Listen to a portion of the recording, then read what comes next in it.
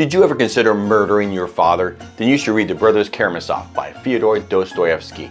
And one question before we get to the review: did I enjoy this read? And the answer is yes.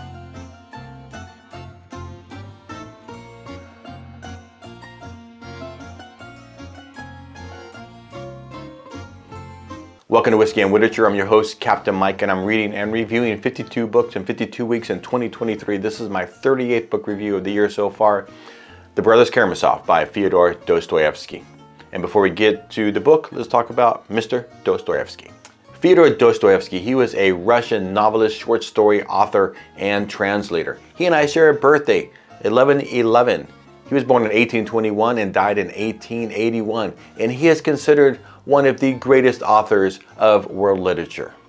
And I'm reading two of his books this year, this one and Crime and Punishment. He was an engineer by trade who translated books to make extra money.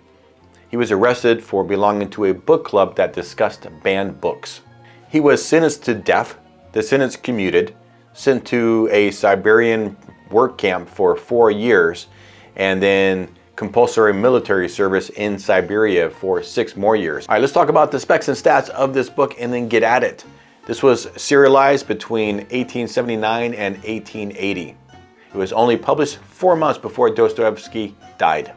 My copy was translated by Constance Garnett and is 897 pages long. I did listen to a portion of this on Audible as well, also the Constance Garnett translation, and it was read by Constantine Gregory for 37 hours and 4 minutes. Okay, a couple words about the style of the book. And Dostoevsky, he tackled a lot of different themes in this deeply philosophical novel. Faith versus atheism. With 4 brothers, he is able to tackle all aspects of this question. Freedom of action and the consequences thereof. Family relationships, patricide. Rationalism versus nihilism. There are a lot of speeches in this novel and pontificating happens.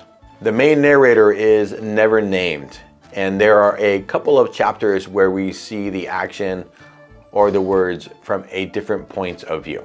Okay, let's talk about the characters briefly. Almost 900 pages, so there are a ton of characters. We're only going to talk about a couple of the main ones. Fyodor Karamazov, he has 4 sons. Maybe Smerdyakov might be illegitimate, it's never confirmed. Dmitri, Ivan, and Alexei are his confirmed sons. There are priests, police, and peasants, and a couple of would-be lovers. And that's it for the characters. On to the plot. Fyodor Karamazov, he leads a life of debauchery. He did not care for or raise his kids, and they grew up separately. They all return home at the beginning of the novel.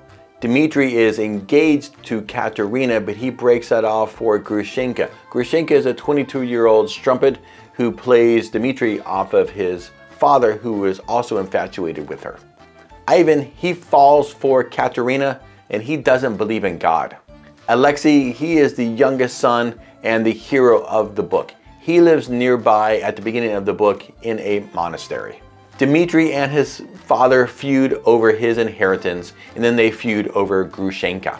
Dmitri, he wants what he assumes is the last portion of his inheritance so that he can run off with Grushenka, and he becomes distraught. Fyodor Karamazov, he has his head stove in, and Dmitri is arrested for the crime after he is caught, after he chases after Grushenka, who fled to a different city to meet the lover who jilted her 5 years prior. Ivan, he slowly descends into madness as he tries to solve the crime. Smerdyakov, he hangs himself. Dmitri, he's convicted of the crime, but did he do it? I'm not going to tell. Okay, on to my thoughts of the book. And honestly, there is so much going on in this novel. I left out entire storylines with fairly prominent characters that I'm just not going to go into. If you want to meet them, you'll have to read the book. Each book should stand on its own, but honestly, I just read Crime and Punishment prior to reading this one, and if I had to choose between the two, if I was going to read, I would choose Crime and Punishment, except for the whodunit portion of Brothers Karamazov. I feel like Crime and Punishment is just as good, and it's shorter. I don't really like books that preach at me, and I feel like the Brothers Karamazov just has a few sermons too many. I was reading, or I was going to read this at work, and I had a coworker ask me about it. Sometimes it's just easiest to read the back of the book to your when you're explaining what a book is about. And I had not read the back of this, and it referred to a chapter called The Grand Inquisitor. And what I realized was I had just listened to that chapter on the way to work that morning, and then I read the back of the book, and then I started that chapter over again, just reading it in the book. And I'll tell you what, on the way to work, I was thinking about how powerful the words were that I was listening to on the way. But when I got to work and I started the chapter over again and I read it all the way through, it didn't have the same power, and it fell a little flat to me, and I was underwhelmed, and it was too long. I get that reading this book is perhaps like looking at one of the masterpieces by one of the great artists, and you really understand that you cannot comprehend all the details and nuances of that fine work. I get that my understanding of this book, it only scratches the surface. There are lots of layers underneath that I'm just not quite comprehending or getting to. I read this book in 5 days, and I feel kind of bad about that. Maybe it deserves more of my time and attention to be savored and understood. However, I don't plan on returning to this book in the future. Between Fyodor and Dmitri's whininess and just the long preachiness of the books, I'm going to put this on my shelf and leave it there. Never say never, but I don't ever plan to return to this book. And I will admit that reading Crime and Punishment and the Brothers Karamazov almost back to back might have been too much Dostoyevsky, and it did a disservice possibly to my reading of this book. I did really like the whodunit aspect of the novel. I figured it had to be Smerdyakov, but he did keep you guessing for quite a while. Ivan's descent into madness, and despite their whininess, Fyodor and Dmitri's obsession were so well written.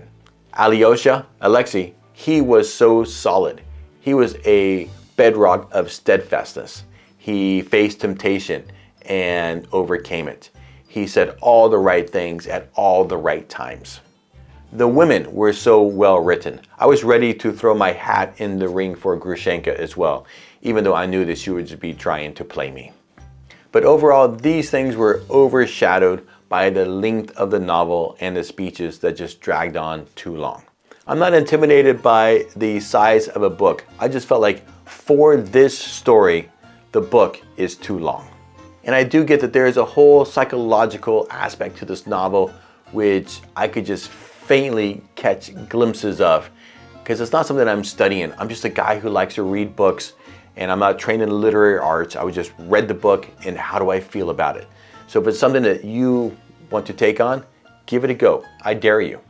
All right, guys, on to the star rating, and I judge all my books on 5 criteria, 6 if I listened to them on Audible at all, and I did, so let's get at it. Initial response, how do I feel as soon as I finish the book? And I got a 3. Recommendation, how likely am I to recommend the book? 3. Style, did I enjoy the writing style? 4. Plot structure, how engaged was I in the story? 4. Characters, were they relatable, believable, engaging? 4. Audible, for those I listened to, how was the presentation? I also gave it a 4.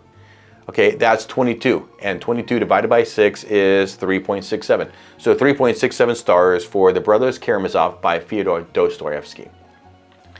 All right, my guys, if you enjoyed the video, like it, it's free. Subscribe to see more of my content. I do both book and whiskey reviews.